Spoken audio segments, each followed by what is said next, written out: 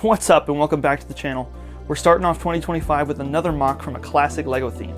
And yes, Aqua Raiders is officially old enough to vote this year. So if that's not a classic LEGO theme, I don't know what is.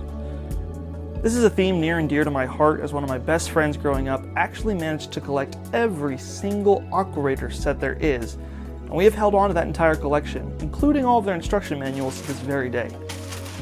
A big project I worked on throughout the end of 2024 was cleaning, disassembling, and bagging all of those Aqua Raiders sets. That is all but one. Set number 7775 Aqua Base Invasion. Like some of the other MOCs I've showcased on this channel, this modified version of the Aqua Base is pretty old. I've had it sitting on a shelf up here in the LEGO room for a pretty long time, so you'll notice it's unfortunately a bit dusty. But basically, this is one of my favorite Aqua Raiders sets. It's always really piqued my imagination. I love a good play set. I think the entire concept of it is really cool. I was such a big fan of the movie Deep Blue Sea as a kid, and this really reminded me of that with the giant window and the moon pool and everything.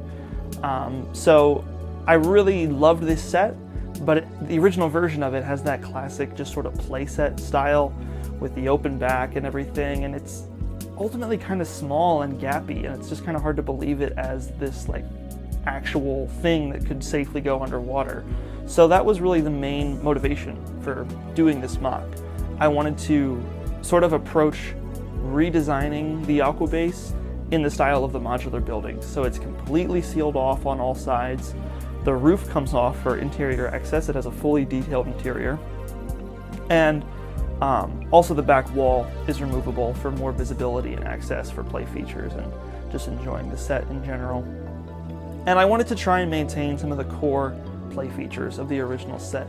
You'll notice it still has the little chute at the bottom that connects to the moon pool. The moon pool is still in place in the middle of the floor inside the structure, and then all the cannons on the top and then the side pillars of the base I think are just an essential part of the look and feel of the original set. I didn't redesign the landing pad for this little submarine. Honestly, it doesn't really make any sense if you think about it.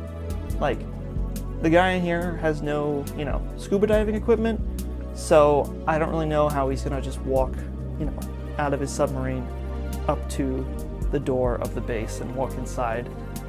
It looks cool, you can't deny that, but it just doesn't make any sense. So I didn't include that. I don't really anticipate redoing this MOC in the future, which is part of the reason I'm making this video in the first place. But if I were to redo it, yeah, I'd probably try and find a way to rebuild and redesign the submarine landing pad in a way that made some sense. But anyway, this is what it is. Like I said, I built this a couple years ago now, and I've always really enjoyed it. I actually kind of fixed it up a little bit more for the purposes of this video.